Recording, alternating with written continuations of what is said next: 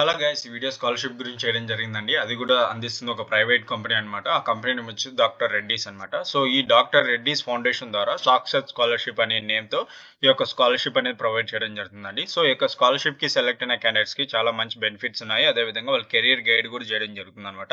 So ఆ యొక్క benefits అదేవిధంగా దీనికి కావాల్సిన డాక్యుమెంట్స్ బెనిఫిట్స్ ఏ విధంగా ఉన్నాయి, అదేవిధంగా సెలక్షన్ ప్రాసెస్ ఎటువంటిగా ఉంది, ఇంపార్టెంట్ డీటెయిల్స్ తెలుసుకునే ముందు క్యాండిడేట్స్ ఎవరైతే ఫస్ట్ టైం నా ఛానల్ చూస్తున్నారో ప్లీజ్ సబ్స్క్రైబ్ చేసుకోండి. ఎంత వాల్యుబుల్ ఇన్ఫర్మేషన్ అని ప్రొవైడ్ చేయడం జరుగుతుంది.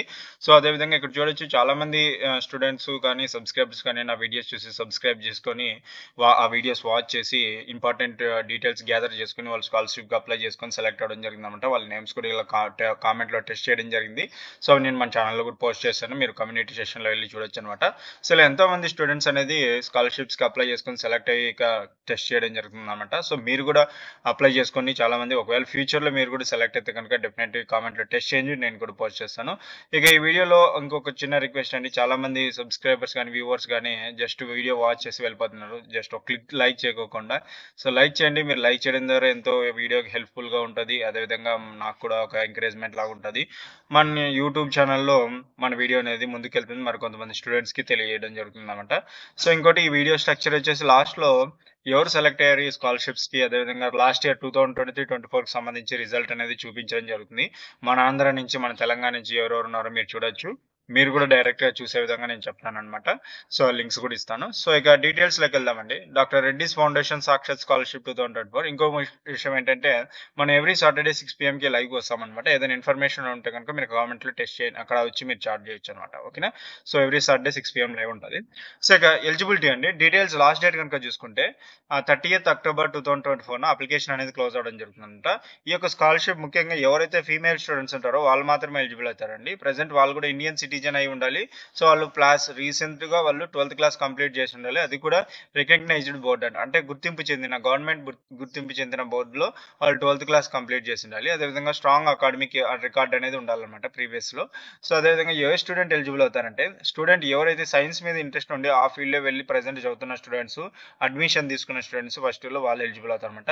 లైక్ బీటెక్ ఇన్ న్యాచురల్ కానీ ప్యూర్ సైన్సెస్కి సంబంధించిన కోర్సెస్ ఉన్న వాళ్ళు ఎలిజిబుల్ అవుతారు. అదేవిధంగా MBBS or BSc degree program in one of the listed university. ఇక్కడ ఏంటంటే అన్ని ఇన్స్టిట్యూషన్స్ వాళ్ళు అప్లై చేసుకోవచ్చు అంటే లేదండి, కేవలం పర్టికులర్ లిస్టెడ్ ఇన్స్టిట్యూషన్స్ వాళ్ళే ఇక్కడ ఈ స్కాలర్షిప్కి ఎలిజిబుల్ అవుతారు. ఆ ఇన్స్టిట్యూషన్స్లో కనుక మీరు చదువుతుంటే కనుక ఈ కోర్సెస్ చేస్తుంటే కనుక ఎలిజిబుల్ అవుతారు అనమాట. సో ఆ లిస్ట్ ఏంటో కూడా మీరు వీడియోలో చూడొచ్చు. సో ప్రిఫరెన్స్ కనుక చూసుకుంటే ప్రిఫరెన్స్ ఎవరైతే రూరల్ ఏరియాస్ నుంచి అదేవిధంగా ఎకనామికల్లీ బ్యాక్గ్రౌండ్ పరంగా చాలా దీన స్థితిలో ఉన్న వాళ్ళని అదేవిధంగా వాళ్ళని సెలెక్ట్ చేయడం జరుగుతుంది అనమాట. అండ్ వాళ్ళకి ఇంట్రెస్ట్ సైంటిఫిక్ రీసెర్చ్ మీద ఇంట్రెస్ట్ ఉన్న వాళ్ళని సెలెక్ట్ చేయడం జరుగుతుంది.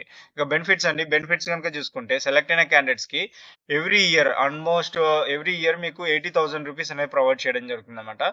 సో అలాగే 3 years అనేది మినిమం 3 years అనేది ఇవ్వడం జరుగుతుంది అనమాట. Which course are 4 years depend upon కొన్ని కోర్సెస్ 3 years ఉంటాయి, కొన్ని కోర్సెస్ బీఎస్సీ డిగ్రీస్ అయితే 3 years ఉంటుంది, కొన్ని అయితే బీటెక్ అలాంటివి అయితే కనుక 4 years అనేది ప్రొవైడ్ చేయడం జరుగుతుంది అనమాట. సో అది లైక్ కవర్స్ ఆ యొక్క ఫీజు అనేది మీ ట్యూషన్ ఫీజెస్ కానీ స్టడీ ఎక్స్పెన్సెస్ కానీ బేసిక్ లివింగ్ కాస్టెస్ కానీ యూజ్ అవుతుంది అనమాట. ఓకేనా. ఇక సెలక్షన్ ప్రాసెస్ కనుక చూసుకుందామండి. సో సెలక్షన్ క్రైటీరియా కనుక చూసుకుంటే ఈ విధంగా ఉంటుందండి, మీ overall academic performance and merit మీద డిపెండ్ అయి ఉంటుంది అనమాట. సో ఇక నెక్స్ట్ కాలేజెస్ కనుక చూసుకుంటే ఈ విధంగా అండి, బీఎస్సీ డిగ్రీకి సంబంధించిన కాలేజెస్ బెంగళూరులో ఉన్న సిటీస్ ఇక్కడ ఇన్స్టిట్యూషన్ నేమ్ ఇచ్చారు. సో బెంగళూరులో ఉన్న కాలేజెస్ అయితే ఇవి ఉన్నాయన్నమాట. సో మీ కాలేజ్ కనుక ఉంటే కనుక ఒకవేళ బెంగళూరు స్టూడెంట్స్ అయితే కనుక ఈ కాలేజ్ ఉంటే మీరు అప్లై చేసుకోవచ్చు. ఇంకా ఢిల్లీకి సంబంధించిన వాళ్ళ కాలేజెస్, ఆ తర్వాత కోల్కతా, చెన్నై, ముంబై, హైదరాబాద్ సంబంధించిన కాలేజెస్ అయితే ఇవన్నమాట.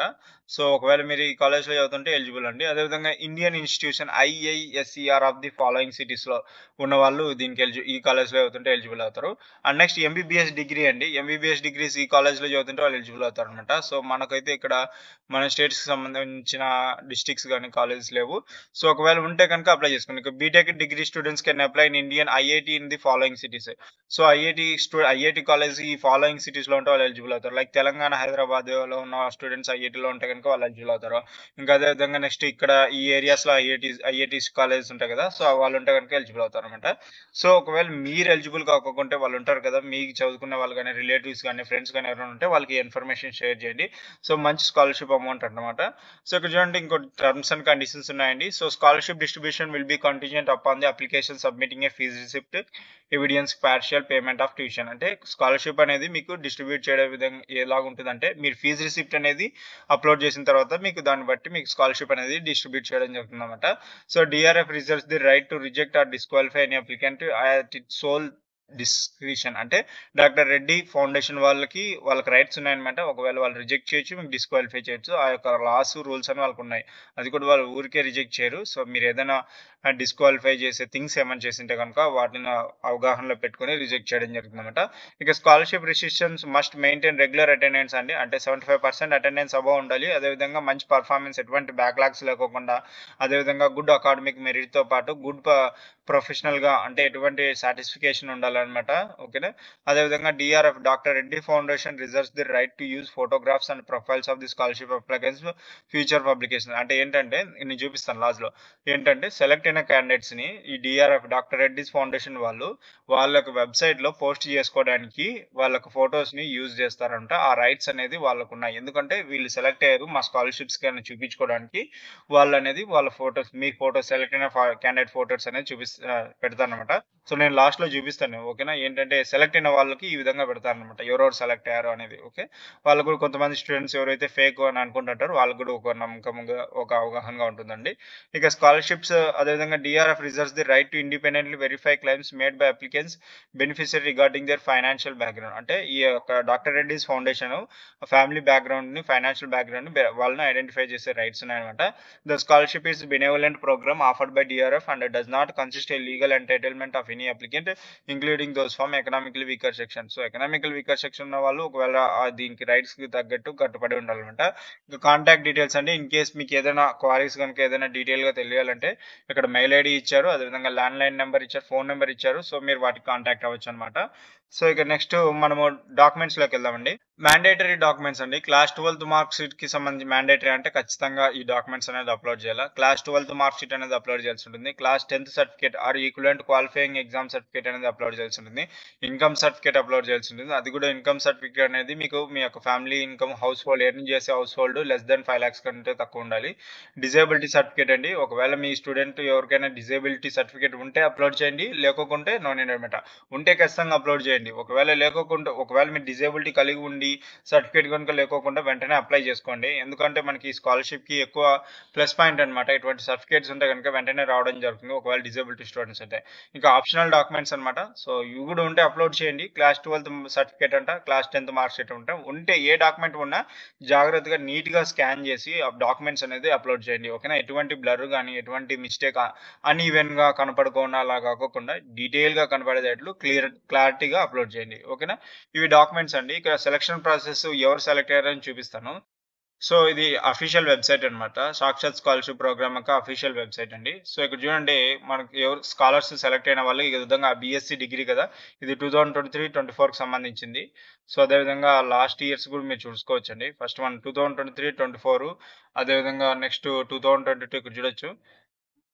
2022, 23, 2021, 22, 2020, 2019, 2018 అలాగే లాస్ట్ ఇయర్స్ నుంచి సెలెక్ట్ అయిన వాళ్ళ డీటెయిల్స్ ఉన్నాయన్నమాట. ఈ విధంగా ఇలాగ ఫోటోస్ అనేది వాళ్ళు ప్రొవైడ్ చేయడం జరుగుతుందండి.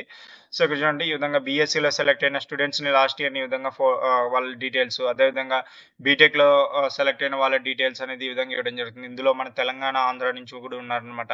అండ్ నెక్స్ట్ ఎంబీబీఎస్‌కి సెలెక్ట్ అయిన స్టూడెంట్స్ యొక్క డీటెయిల్స్ కూడా అండి. సో, ఎంబీబీఎస్ స్కాలర్‌షిప్స్ వీళ్ళు లాస్ట్ ఇయర్ సెలెక్ట్ అయిన వాళ్ళనమాట. సో, ఇన్ కేస్ మీరు కూడా ఈ స్కాలర్‌షిప్‌కి సెలెక్ట్ అయితే గనుక మీ యొక్క ఫోటో కూడా ఇక్కడ ఈ విధంగా వాళ్ళు పోస్ట్ చేయడం జరుగుతుంది. ఇలా పోస్ట్ చేయడం ఏంటంటే చాలా మంది స్టూడెంట్స్ ట్రస్టెడ్‌గా వస్తారు. అప్పుడు అప్లై చేసుకుంటారనమాట. సో, ఇక్కడ ఇది సాక్షాత్ స్కాలర్‌షిప్‌కి సంబంధించిన అఫీషియల్ వెబ్‌సైట్ అండి. సో, మీరు గనుక ఎలిజిబుల్ అయితే గనుక ఇక్కడ అప్లై నౌ ఉంది కదా! దీని మీద క్లిక్ చేసి స్కాలర్‌షిప్‌కి అప్లై చేసుకోవచ్చు. లేదంటే బడ్డీ ఫోర్ స్టడీ యాప్‌లో అయినా మీరు క్లిక్ చేసుకున్న అక్కడే ఆ విధంగా మీరు అటునుంచైనా ప్రాసెస్‌లోకి అప్లికేషన్ ఫిల్ చేయొచ్చనమాట. సో, నేను బడ్డీ ఫర్ స్టడీలోనే నేను ఇస్తాను. ఆ లింక్ క్లిక్ చేసి డైరెక్ట్‌గా అప్లికేషన్ ఫార్మ్‌ని ఫిల్ చేసుకోండి. ఓకేనా. ఇదండి ఈ సాక్షాత్ స్కాలర్‌షిప్‌కి సంబంధించి సంబంధించిన వాల్యుబుల్ ఇన్ఫర్మేషన్ అనమాట. సో, స్టూడెంట్స్ ఎవరైతే ఈ స్కాలర్‌షిప్‌కి ఎలిజిబుల్ అవుతారో వెంటనే ఫాస్ట్‌గా అప్లై చేసుకొని అప్లికేషన్ క్లోజ్ అవ్వడం జరుగుతుందనమాట. సో, ఇటువంటి వాల్యుబుల్ ఇన్ఫర్మేషన్ గనుక మీకు కావాలంటే నా ఛానెల్‌ని సబ్స్క్రైబ్ చేసుకోండి మరి. ఫ్రెండ్స్, ఈ వీడియో కనుక మీకు నచ్చినట్లయితే లైక్ చేయండి, షేర్ అండ్ సబ్స్క్రైబ్ చేయడం మాత్రం మర్చిపోకండి. Thanks to my viewers and subscribers. Thanking you.